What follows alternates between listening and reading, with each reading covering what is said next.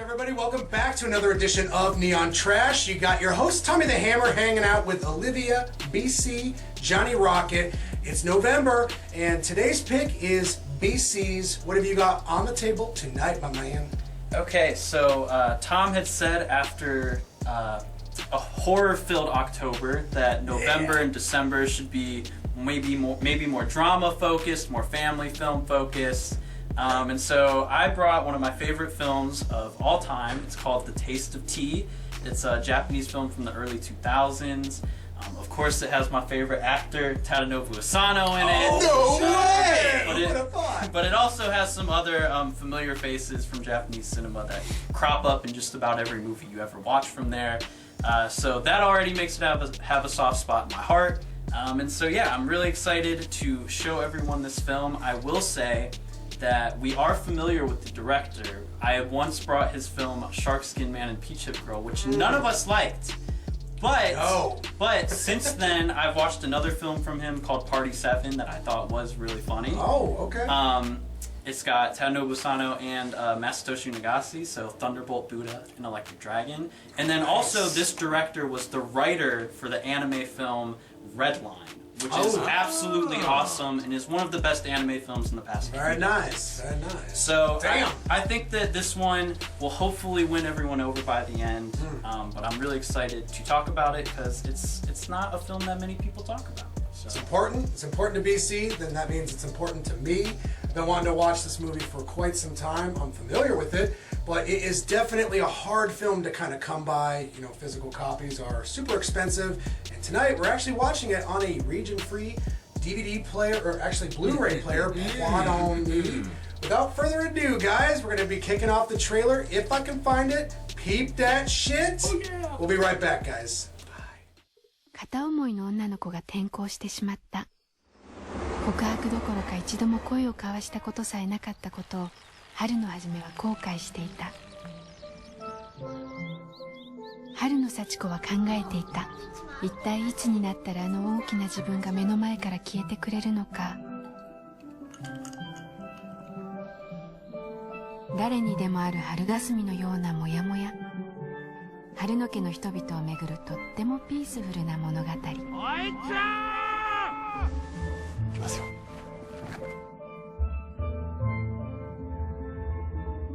呪いの森。呪いの森。そこで俺初めてノングソデビューしたんだよな。ノングソ？ひどいと思います。山よ山よ山よ山よ山は生きて山よ山よ山よ山よ山はバカらしい。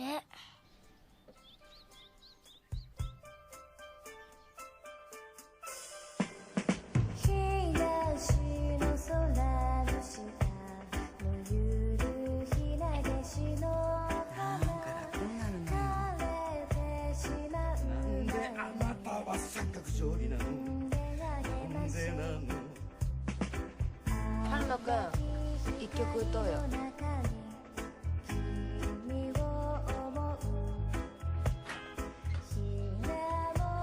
春野くん、3つ数えると現実に戻ります。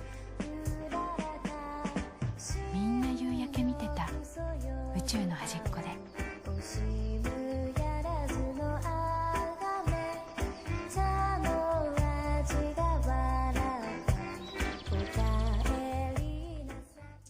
So we just got done watching The Taste of Tea, and this was honestly a movie like no other. I've not seen personally anything that really kind of comes close to this, honestly. Like, I really didn't know what to expect. Like, the little blurb in the back really doesn't give you much to go off of, and yeah, you just end up, you know, following this family around, you know, and it's very... It feels very stream of consciousness almost, like you're just kind of meandering around. It's like you're just tubing down a river. It's such a weird, you know, conglomeration of the live action with interesting animated sequences and weird split screens, you know, but it's so strange because none of it really seems out of place. It all kind of fits together. You're like, oh, okay, I can roll with that. What a warm and sweet movie. This is like a lullaby. It's almost like some sort of comfortable and sleepy experience that you're having as you're slowly drifting off into a nice daydream. And I don't know, I liked what was going on here. I liked the characters. I really liked the music. I liked the cinematography. Maybe the narrative was a little confused, but I feel like that's its point. Like, you're not really supposed to have like this super cerebral, hyper-focused, you know, from beginning, middle to end narrative. It's more like, hey, chill out, spend some time with this very, you know, eccentric family, and think about your own life, because this is very psychedelic. You know, and when I think about psychedelic films, I'm gonna start thinking about The Taste of Tea. I feel like I can't say anything that everyone else hasn't already said, so I'm gonna keep it concise. Yeah. But I feel like in some ways it was kind of all over the place and jumping around, but it was in a good way, and like it made sense and it worked, and it was, I mean, it was fun. Like, it was a great movie, and like, I don't know, it's just done very well. Can't go wrong with it. Amen. So many good things about it. It's fun, psychedelic. Yes. I mean, I don't know. Not much else to say about it. I feel like everyone else is gonna cover is a good movie. Light 'em up, BC. BC, bring it home. So this was a movie that I knew about for a very long time, but unfortunately, as we touched on in the intro, it's a hard film to come by in the States. I'm lucky enough to have a Region Free player. This is a Region B Blu-ray, and it was just released at the beginning of this year. It looks great, and I think it's a special film. Like, even though this is still Region B, to have it on Blu-ray and to be more widely available than it was is a great thing.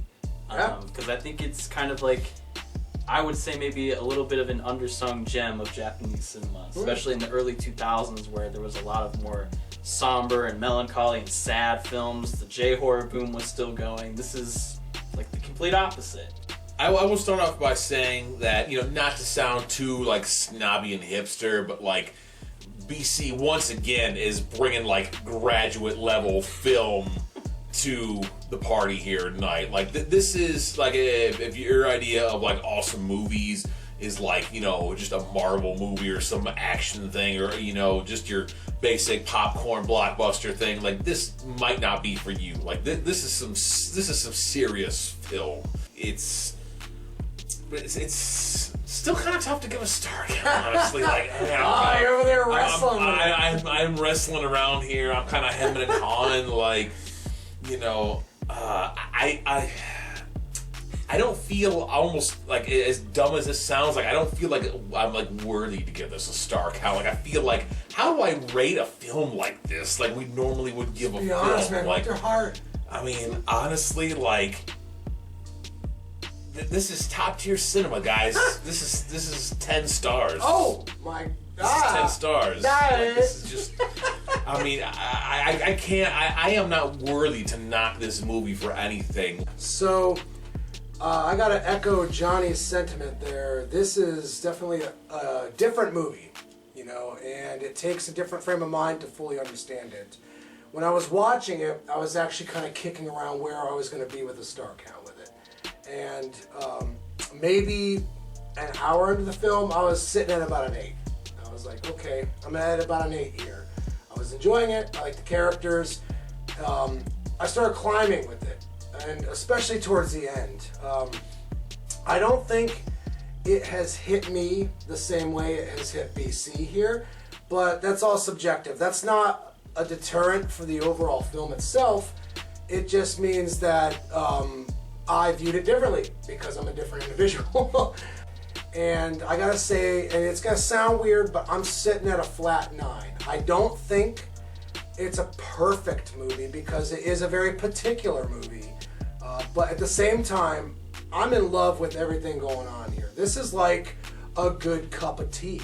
The grandpa, like, being a little bit crazy reminded me a little bit of my grandma because she was that way.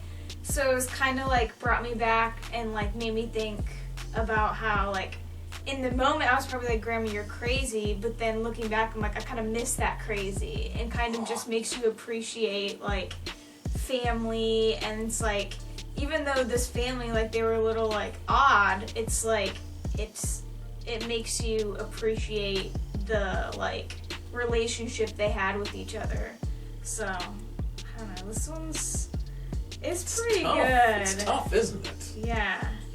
And like I feel like showing this to just anyone on the street, it might not be appreciated as much as showing it to someone who has experienced some film. And I'm not a film buff or anything, but I thought it was pretty good. So I'm gonna give it a 10, to be honest. So, I know where this is going. First of all, I do want to echo what everyone has said. Like, it is a very particular film. Like, if you can't get on its wavelength, you are gonna think it's the most like boring and mundane thing. Yes. But if you're willing to like give it a shot, you know, get on board with the sense of humor too, it works. It captures all these nuances of life, and like it forces you as the viewer to reflect on them, because we have these moments all the time, but in the blink of an eye they're gone and we move on to the next thing. And I feel like this film, even with its runtime, is like saying, no, like sit down and like, you know, think about it. Like think about your dinner with your family, you know, talking to the girl you like, helping people out that you might not want to help out, like all these random things. The one time your uncle brings a weirdo for dinner. Yeah, and then even just like the way that it captures childhood, I think is really special too. Like, I don't know, overcoming the little obstacles, like trying to learn how to do a backflip on the playground. Like the little things like that might not seem important now, but like they kind of do shape you as a person. And when those moments happen at that age, it's like incredibly special. So all of those things, I mean, obviously I'm sitting at a 10 out of 10. Great movie, super heartwarming, perfect for these holiday months. If you like Asian cinema and you want to watch something that's a little bit more offbeat, definitely give this a look-see. I hope you've been informative, guys. Until the next time, tune in to Neon Trash.